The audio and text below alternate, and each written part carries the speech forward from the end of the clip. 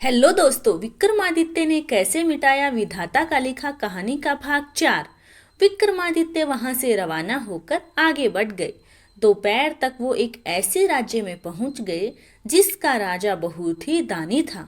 वहां लोगों से पता चला कि राजा रोज एक मन सोना गरीबों को दान करता था। उसके दान की चर्चा चारों ओर फैली हुई थी। राजा विक्रमादित्य के हृदय में उस राजा के प्रति बहुत ही आदर पैदा हो गया। उन्होंने उस राजा से मिलने की सोची। तभी उन्हें वृद्धा के बेटे की याद आ गई और बोले, मुझे पहले उस वृद्ध माँ की समस्या का निदान करना है, उसके बाद ही मैं राजा से मिलूंगा। वो लोगों से पूछते पूछते उस वृद्धा के पुत्र तक पहुंच गए। उन्होंने उस वृद्धा के पुत्र को बताया कि वह उनके घर से होकर आया है। उसके परिवार के सदस्य बहुत ही दुखी हैं। वह एक बार जाकर उनसे मिल ले ताकि उनके मन को शांति मिल जाए। विक्रमादित्य की बात सुनकर वह दुखी होकर बोला, मित्र, मैं जाने की काफी दिनों से सोच रहा था, पर यह राजा जाने नहीं दे रहा।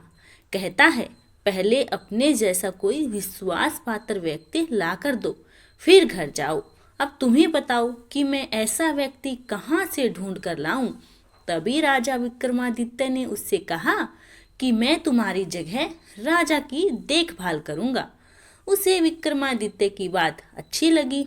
बोला, चलो एक बार राजा से मैं आपको मिलवा दूं। वह विक्रमादित्य को लेकर राजा के पास पहुंचा। उसने विक्रमादित्य की ओर इशारा करके बताया, यह मेरा भाई गांव से आया है। मेरी जगह अब यह काम करेगा और मैं गांव जाकर आऊंगा। राजा को क्या तकलीफ होनी थी, उसने उसे जाने को कह दिया। वह व्यक्ति गांव चला। अब उसके स्थान पर राजा विक्रमादित्य काम करने लगे। वो रोज देखते कि राजा रात में 4 बजे उठकर कहीं जाता है, फिर सुबह 6 बजे वापस आता है।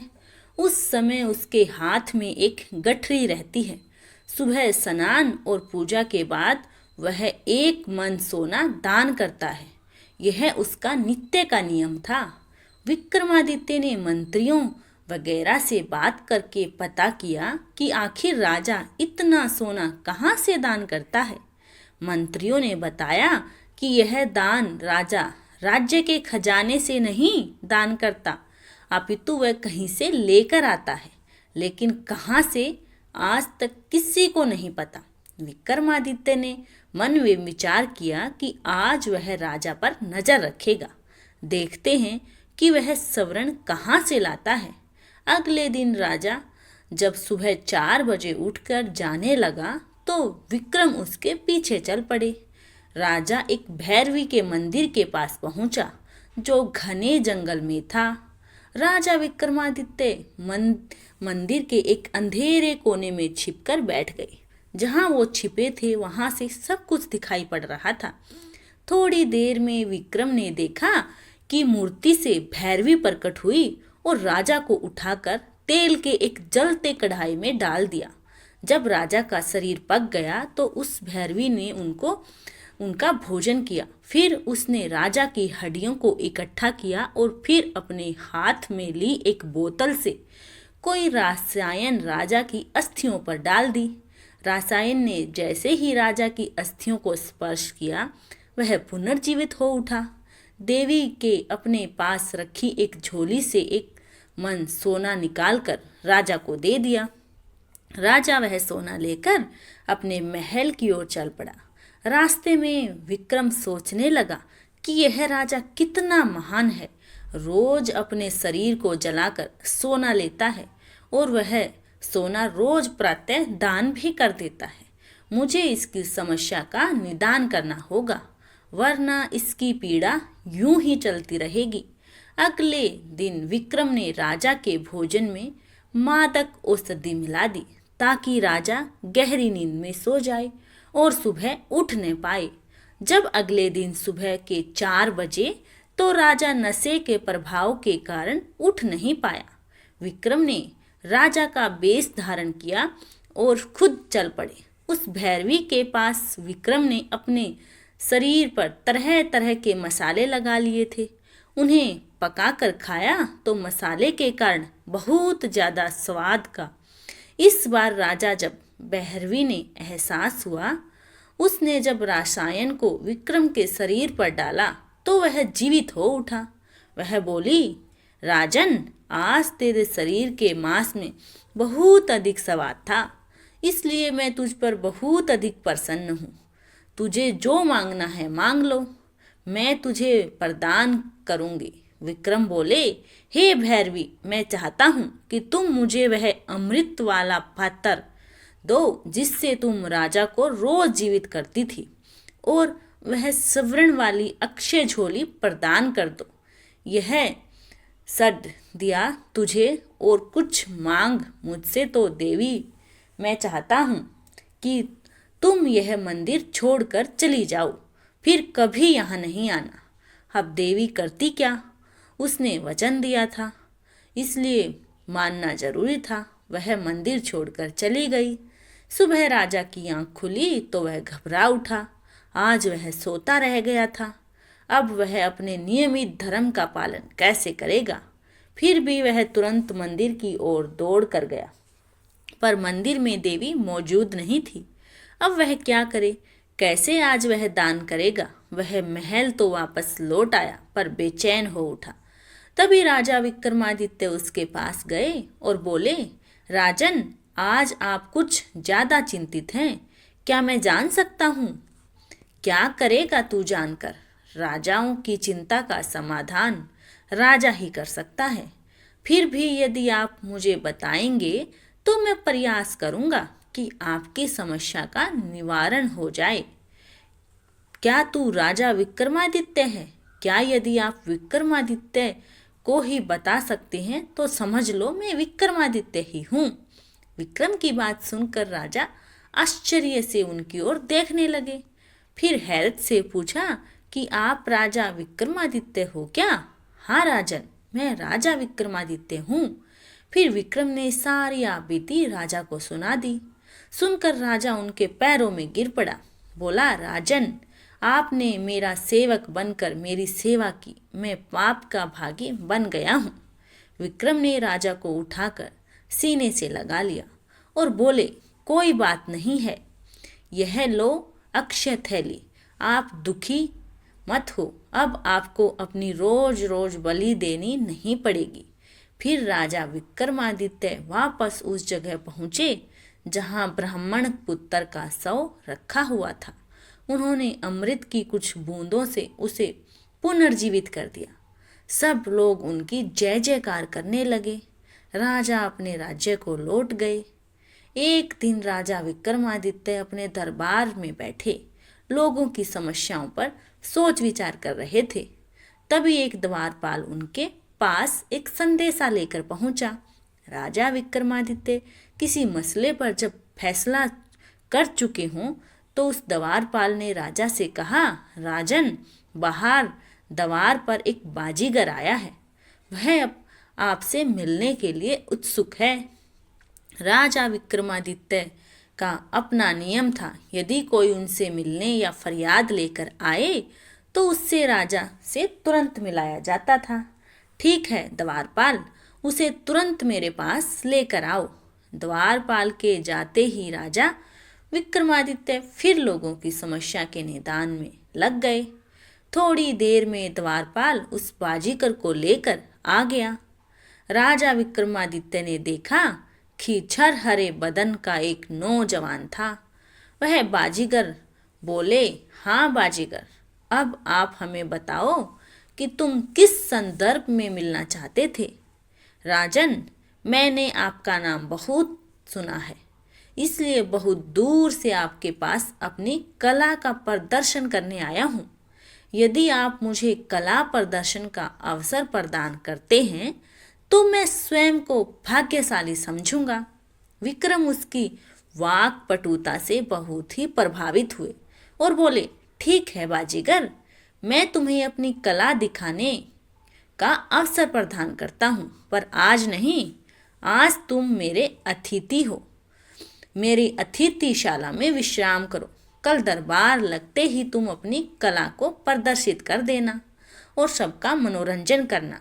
आज बहुत से मेरे और ओहदेदार और परिवार के लोग बाहर गए हुए हैं। मैं नहीं चाहता कि कोई तुम्हारी कला को देखने से वंचित रह जाए। धन्यवाद राजन, मैं जीवन पर्यंत आपका आभारी रहूंगा। आप वास्तव में कला के पारखी हो। आप जैसे लोगों के कारण ही कला को विकसित होने का अवसर मिलता है। मैं कल प्रातः आपके दरबार में अपनी कला को प्रदर्शित करूंगा। फिर वह चला गया। राजा ने मंत्रियों को आदेश दिया कि उस बाजीगर का पूरा ख्याल रखा जाए। उसे किसी भी प्रकार की तकलीफ नहीं होनी चाहिए। अगले दिन प्रातः दरबार में लगभग सभी कर्मचारी मौजूद थे। नगरवासियों के बैठने के लिए उचित व्यवस्था की गई थी। थोड़ी देर में वह बाजीगर आ गया। उसके हाथ में एक बड़ी सी झोली थी। शायद उसमें ही उसने अपने सारे उपकरण रखे थे। उसके साथ एक बहुत ही खूबसूरत औरत थी। शायद वह उसकी पत्नी थी।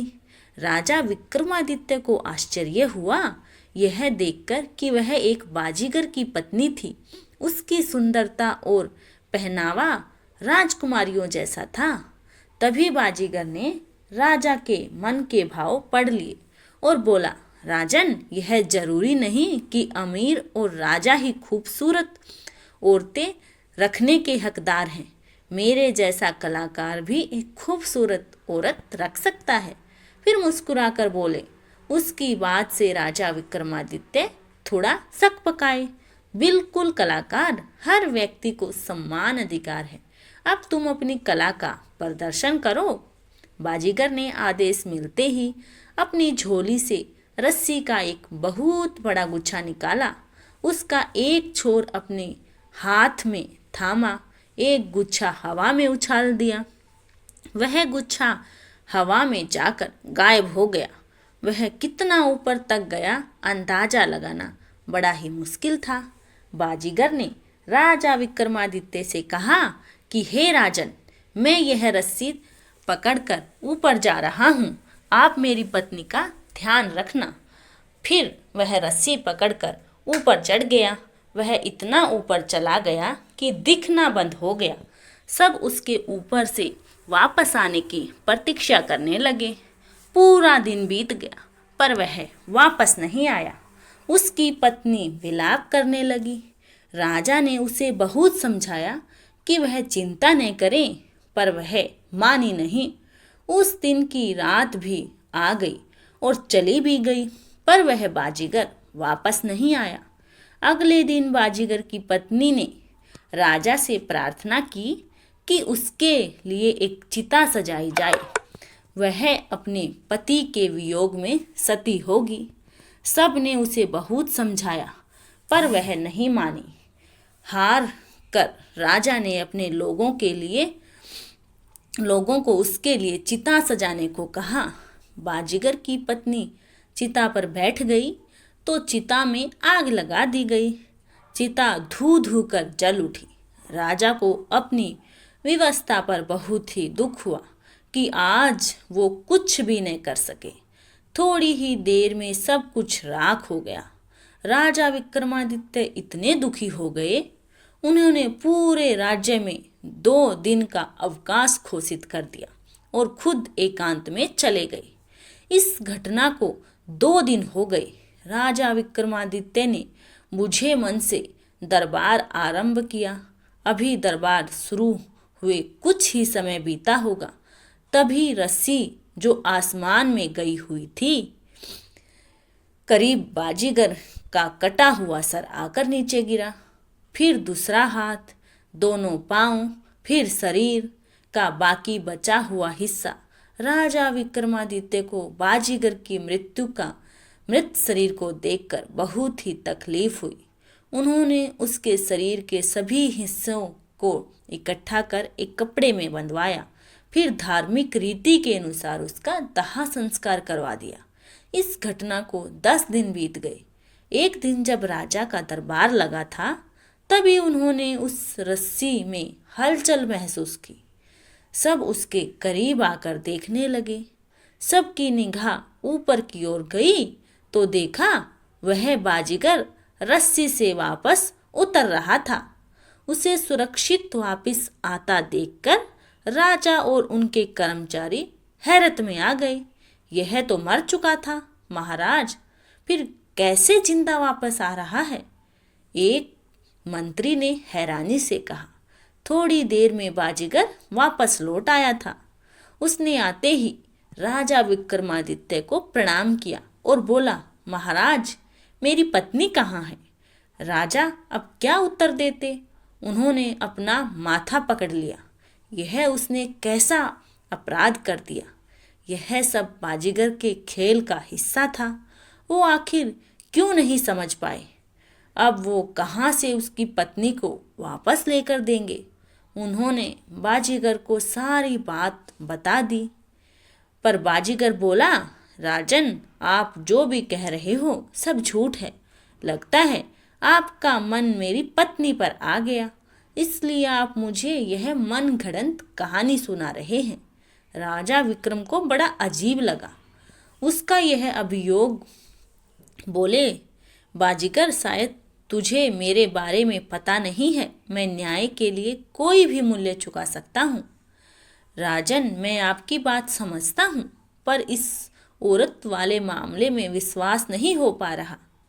अतः आपसे अनुरोध है कि आप मेरी पत्नी को मुझे वापस दे दो। मैं उसके बिना नहीं जी पाऊंगा। लोगों ने बहुत समझाया पर वह नहीं माना। बोला, मुझे एक बार उससे आवाज़ देने दो। यदि वह महल में कहीं भी होगी तो आ जाएगी। ठीक है बाजीगर, यदि तुम्हें मुझ पर विश्वास नहीं तो तुम आवाज़ देकर देख लो। बाजीगर ने जैसे ही आवाज़ दी, उसकी पत्नी दौड़ती हुई महल से बाहर आ गई। वहां उपस्थित सभी लोग हैरान हो गए। ये कैसे हो गया? यह तो 2 दिन पूर्व ही सती हो गई थी, फिर आज यह महल से बाहर आ गई। राजा विक्रम सब बात समझ गए। यह जो कुछ घटा था उस बाजीगर का जादू था। शाबाश बाजीगर, मैं तुम्हारे इस प्रदर्शन से बहुत ही ज़्यादा हैरत में हूँ। ऐसा मैंने न कभी सुना था और कभी न देखा था। राजा ने मंत्रियों से उसे ढेर सारा इनाम देने को कहा। फिर पूछा कि बाजीगर, तुमने यह सब कहाँ से सीखा? पाठशाला का नाम और पता उसने राजा को बता दिया। धन्यवाद दोस्तों। इस कहानी का अगला भाग आपको अगले वीडियो में मिलेगा। तब तक के लिए धन्यवाद।